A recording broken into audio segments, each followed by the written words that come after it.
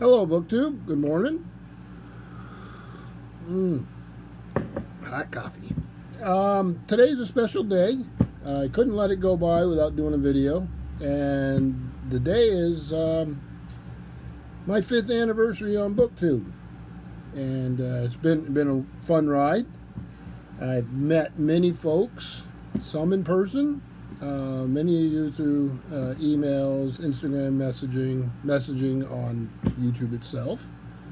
And for all the comments and all the interactions, I thank you. To the people I've met in person, thank you. And the surprising number of you over this 5 years. So couldn't let the day slip by, and I've been reflecting a little bit on BookTube. I don't make quite as many videos as I did at one time, but I'm pretty close to 700 videos in those 5 years, so I think that's a reasonable number. I do miss some channels that were big channels when I first came on board, and now are long gone. Some of you will remember those. And the landscape has changed, and in many ways it's much more entertaining now. So yeah, I do watch. I don't comment a lot right now just because of my own schedule, and life moves around, you know. There's sometimes when you make more videos than others. But I did want to talk about some books I was reading, or am reading. And I'm going to start here. This is Louis L'Amour, The Man from Skibbereen, with this old beat-up copy I've got. I have a lot of really nice copies of Louis L'Amour, but this is not one of the fancy ones. So Crispin Mayo was a stranger to the law of the gun. He had come west from Ireland and to seek his fortune. And so far, really good. I'm sure I've read it before, but 30, 40 years ago maybe.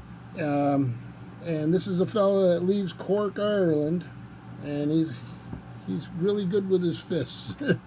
But a tough man coming to a tough land. So I like Louis L'Amour, always have. Good storyteller. Let me see, what else am I reading here? I'll do these in some. This is a nonfiction work of philosophy I'm reading. Identity and Violence, The Illusion of Destiny, by Amartya Sen. I hope I'm pronouncing that name correctly, or at least close. He discusses, the way I'm seeing what he's discussing is, you know, if you're put into a box, racially, religiously, ethnically, whatever box you're put, politically, nationally, whatever box you're put in probably doesn't fit you. You know, you may meet certain, perceived characteristics by being put in that box, but it won't cover you. It's not, and it won't cover a population. So, you could be a Muslim person of this ethnicity and this nationality, and someone from the outside would think you fit this, and it's probably not true. And he makes a really compelling case for that, and that we let those perceptions drive us to really disastrous ends sometimes, either as being perceived in a certain way or perceiving others in that way. So I'm really enjoying it. It's well argued, brilliantly done, and timely, right? Unfortunately, it's always timely. The next thing I'm reading is a mystery. It's one of these British Library crime classics. I'm enjoying it so much that I ended up ordering like 7 or 8 of them for the library I work at. This is by Julian Simons, who is a very, very famous literary critic.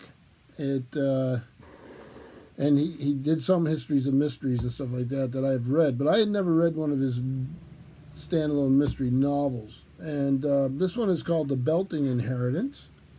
Here, there was one that's laying around the house. I like it. Bit dated. I wonder if they tell us when it came out. I'm sure they do. It just matters if I'm willing to search it down that long. So this is from 2018 U.S. edition, but it was originally 1965, Collins in London. So we have a young man, his parents, he loses his parents, distant relatives take him in. It's a grand old country house, and the mother at the country house, the matriarch, is a very powerful character, and it happens around the time of World War II, and the two oldest boys are lost, two younger boys are a little odd, and she pines for the lost older boys, and he's brought to live at this estate, and decades later, one of the sons shows up who's supposed to be dead. So that's the mystery. Is he real? Is he not? What's happened? There's been a murder. Really good stuff. Yeah, the next one is also a nonfiction, and this is Bring Me a Unicorn, Diaries and Letters of Anne Morrow Lindbergh, 1922-1928. This is good stuff. She, even at that age, she didn't edit this in such a way to make herself look better, which is sort of interesting. So she comes across as her age, and you see it change, and you see her meet Charles Lindbergh for the first time. I had no idea how wealthy and powerful her family was long before Mr. Lindbergh came along.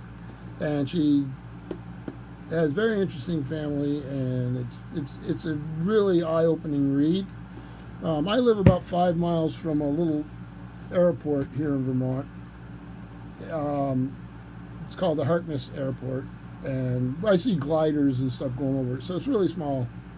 It's sort of almost a recreational type airport now. But Charles Lindbergh showed up at that airport, obviously in the early part of the 20th century, and I've seen pictures of the crowds. I mean, he was an incredibly famous man on both sides of the pond. He was a very famous man, and she married a very famous man with all the good and bad that goes with that, and a lot of bad. But anyway, I'm enjoying that. The next thing I'm reading is C. Northcote Parkinson, Devil to Pay. It's the first, I think they're called Delancey novels. This one won't say because it's the first one, but it's Lieutenant Delancey, so I'm just going to call them the Delancey novels. Napoleonic War at Sea in the tradition of Hornblower, Horatio Hornblower. Really good, good characters. I'm not very far into it.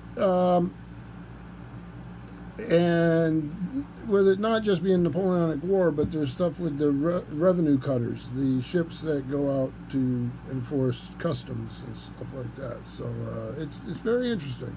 So guys has a little bit of bad luck. So far so good. I'll read the rest of the series, I'm sure. I've got quite a few of them. So there you go. And then finally, what I'm wrapping up, I'm just beginning because there's so many of them. What do I got? I've read Eye of the World, The Great Hunt, and now I'm on Dragon Reborn. So I had just started these because that TV series was on. I like these Darrell K. Sweet covers. Let me see here. I'm on chapter 2. They get nice maps. So I've been getting them in these covers and collecting them. I'm having good luck finding them. So I don't like some of the other covers, but the story's good.